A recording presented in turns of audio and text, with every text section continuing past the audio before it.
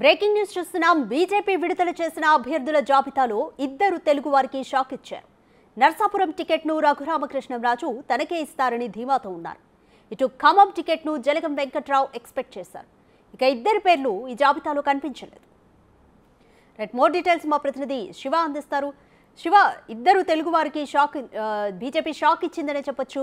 Raghurama Krishnam Raju Narsapuram ticket తనకే వస్తుందని ఖచ్చితంగా ఆశించారు. ఇక మరోవైపు ఖమ్మం టికెట్ జలగం వెంకట్రావుకు వస్తుందని ఆశించారు. కానీ తాండ్ర వినోద్ కుమార్కి ఇచ్చారు. ఏ విధంగా చూడాలి? వీరిద్దరి కార్యాచరణ తదుపరి ఏ విధంగా ఉండబోతుంది అనుకోవచ్చు?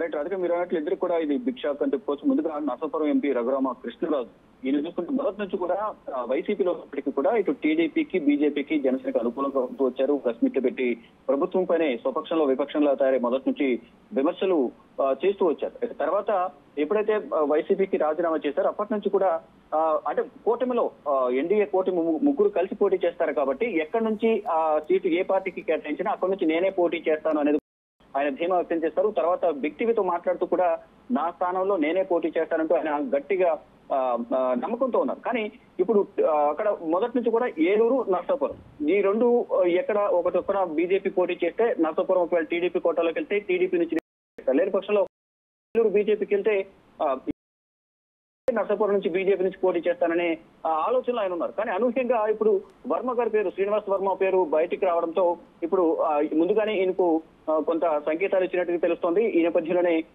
ఈవినింగ్ నుంచి కొంత నిరాశలో ఉన్నారు. దానికి సంబంధించి ఒక క్లారిటీ కూడా ఇచ్చారు. అక్కడ ఉన్న ఈక్వేషన్స్ బట్టి నాకు టికెట్ రాలేదనేది కొంత ఆఫ్ ద రికార్డు కొంత అసంతృప్తి వ్యక్తం చేసినప్పటికీ కూడా పార్టీలో కలిసి పనిచేసేందుకు ఆయన అయితే సిద్ధంగా ఉన్నారు. ఫర్దర్ గా ఒక ఎక్స్పీరియన్స్ ఇచ్చినట్టుగా తెలిసింది. ఫర్దర్ గా ఏదో ఒకటి నామినేటెడ్ కానీ రాజ్యసభ కానీ ఇటువంటిది ఇచ్చేందుకు ఆయనకు తెలిపినట్టుగా తెలుస్తుంది. కానీ మొదటి నుంచి కూడా ఇటు జనసేనకు, టీడీపీకి, బీజేపీకి సపోర్ట్ గా ఉన్నారు. మొదటి నుంచి ఆయన చెప్తూ ఉన్నారు. మూడు కలిసి వెళ్లబోతున్నాయి రానున్న ఎన్నికల్లో అనేది ఆయన గట్టిగా మొదటి నుంచి ఒక వేలో చెప్తూ ఉన్నారు. కానీ తనకే టికెట్ వస్తుందని ధీమా వ్యక్తం చేసినప్పటికీ అనూహ్యంగా కొత్త పేరు తీసుకురావడం, భూపతి రాజు, శ్రీనివాస్ వర్మ పేరు తీసుకురావడంతో కొంత ఆయనకు షాక్ తగిలినట్టు చెప్పుకోవచ్చు.